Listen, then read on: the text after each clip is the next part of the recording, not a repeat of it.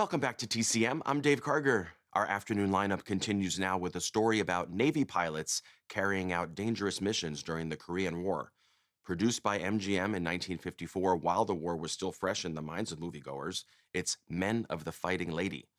Walter Pidgeon stars as the commander of a squadron of U.S. Navy pilots, and through an extended flashback, he recounts the exploits of his men, including Van Johnson, Dewey Martin, Keenan Wynn, and Frank Lovejoy. As you'll see at the start, he tells his story to James Michener, who's played by Louis Calhern. The real James Michener served in the Navy during World War II and was stationed in the South Pacific. He documented his experiences in the 1947 Pulitzer Prize-winning book Tales of the South Pacific, which was later adapted as the hit Rodgers and Hammerstein musical South Pacific. Michener also wrote other stories about the war that were brought to life on screen, including The Bridges at Tokori, Sayonara, and The Forgotten Heroes of Korea, the story on which this movie is based. The movie also drew inspiration from a story published in the Saturday Evening Post, written by U.S. Navy Commander Harry A. Burns.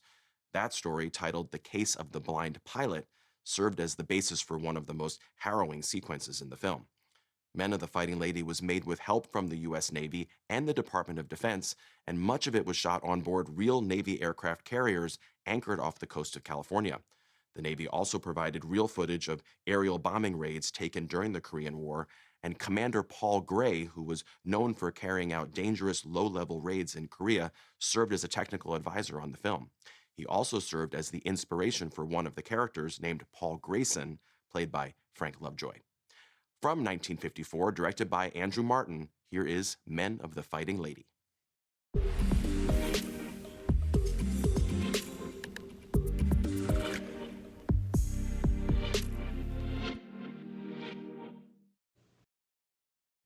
Director Andrew Martin later recalled that members of the Screen Actors Guild protested during production on Men of the Fighting Lady because the union wanted its own stunt pilots to fly in the dangerous aerial sequences in the film.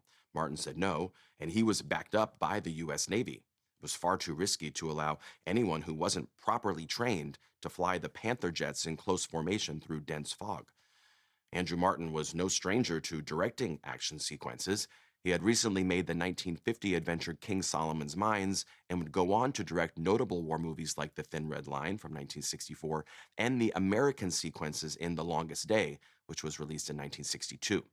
Martin also became an accomplished second-unit director, and he was the one responsible for filming the iconic chariot race sequence in the 1959 epic Ben-Hur.